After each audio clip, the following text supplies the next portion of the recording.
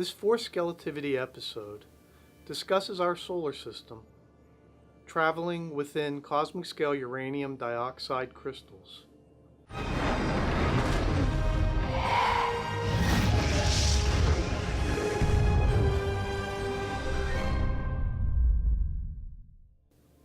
Picture our solar system as a sphere, 80 astronomical units across, with the Sun at its center, including the 8 planets, Pluto, and every other object that orbits the Sun.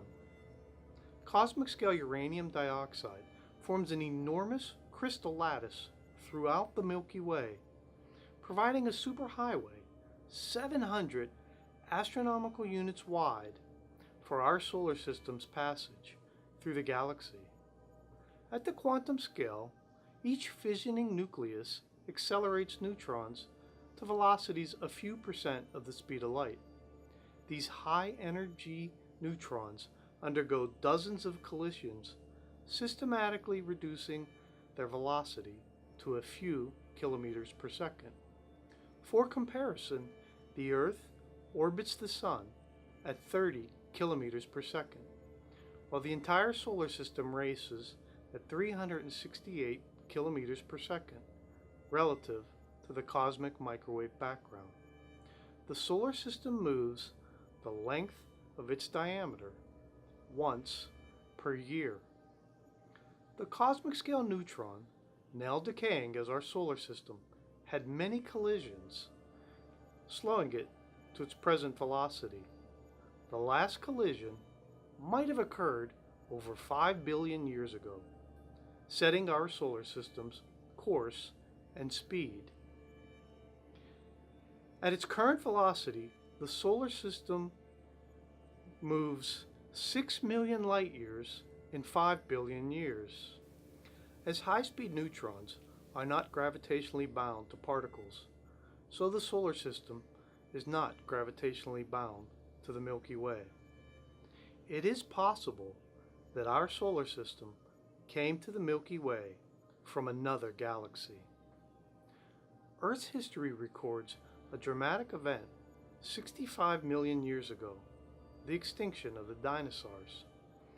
The solar system traveled 80,000 light years in the past 65 million years.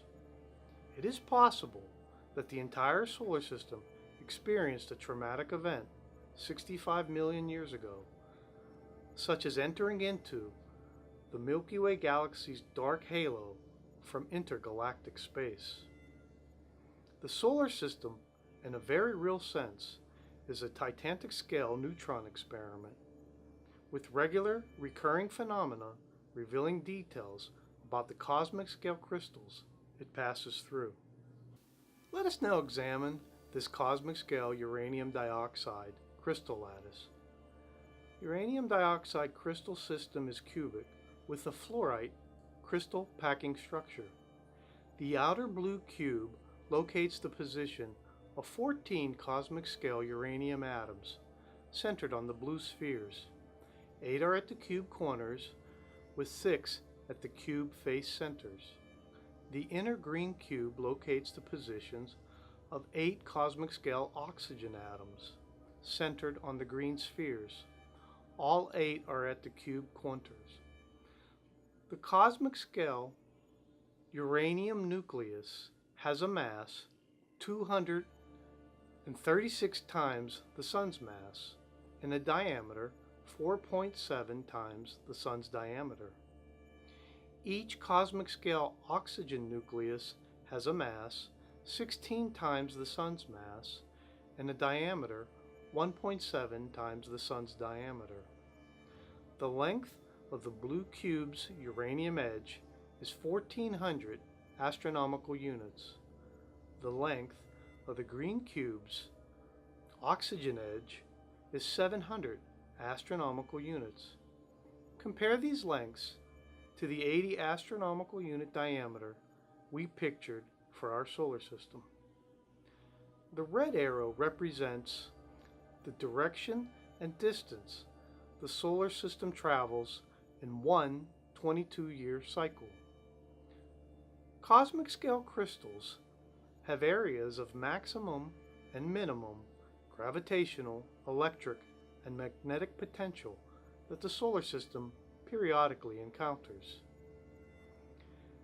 The solar system journey through these crystals is reflected in the solar sunspot cycle, the regular spacing of the planetary orbits known as Titus-Bode's law, and the orbital periods of Jupiter and Saturn. The Sun's photosphere contains sunspot groups, areas of dark, irregular shaped patterns that travel with the Sun's surface rotation.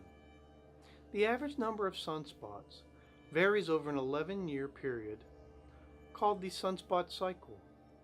Powerful magnetic fields pass through the sunspots, cooling them about 2,000 degrees Celsius compared to the surrounding photosphere. Sunspots usually occur in pairs that have opposite magnetic poles, such as north and south.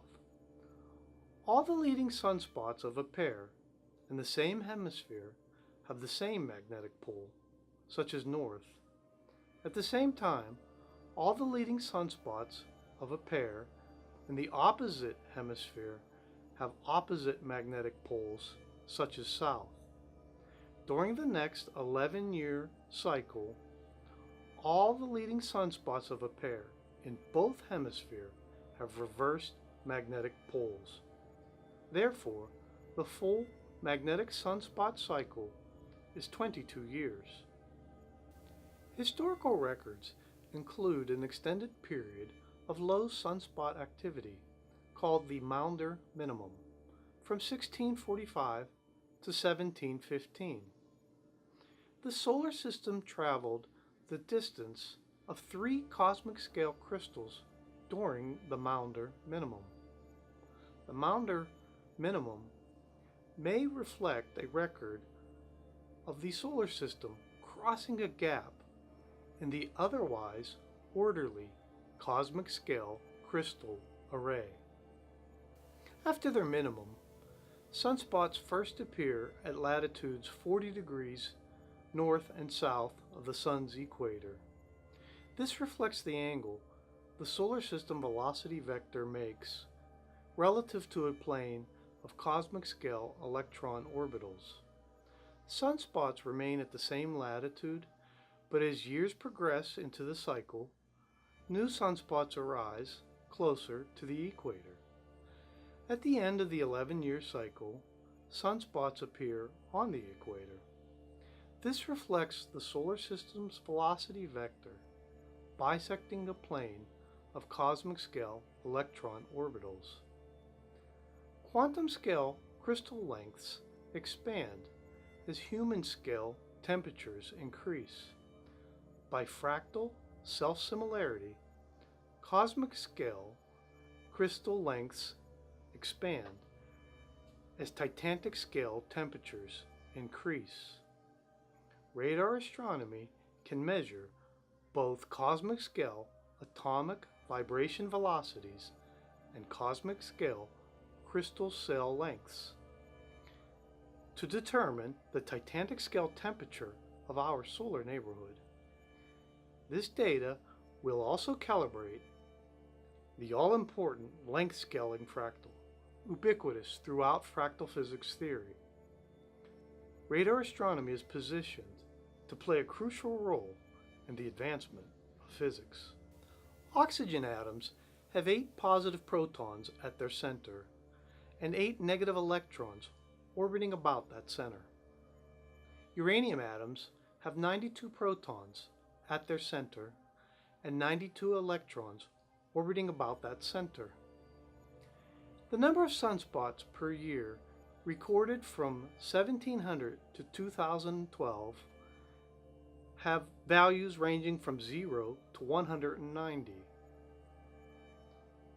Is it possible that each sunspot is in a one-to-one correspondence with the number of cosmic scale atomic charges the solar system is currently within? For uranium, the number of electrons grouped per distance from the uranium nucleus is 2, 8, 18, 32, 21, 9, and 2, for a total of 92 electrons for one uranium atom.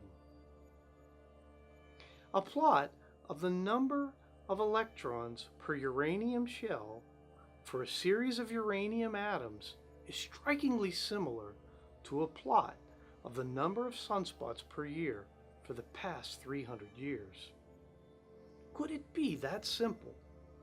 Let us ask solar physicist Dr. DeToma of the High Altitude Observatory to look into this for us. Physics is about to advance rapidly. If Horton, here's a who. This Scalativity episode was produced by Z23 Studios. Make sure you subscribe to our Scalativity channel so you don't miss an episode. Please go to scalativity.com to read the 5 initial fractal physics articles published online in the Fundamental Journal of Modern Physics. Scalativity.com also includes 3 groundbreaking, amazing articles available nowhere else. Until the next Scalativity episode, this is Leonard Malinowski, inviting you to help me advance physics.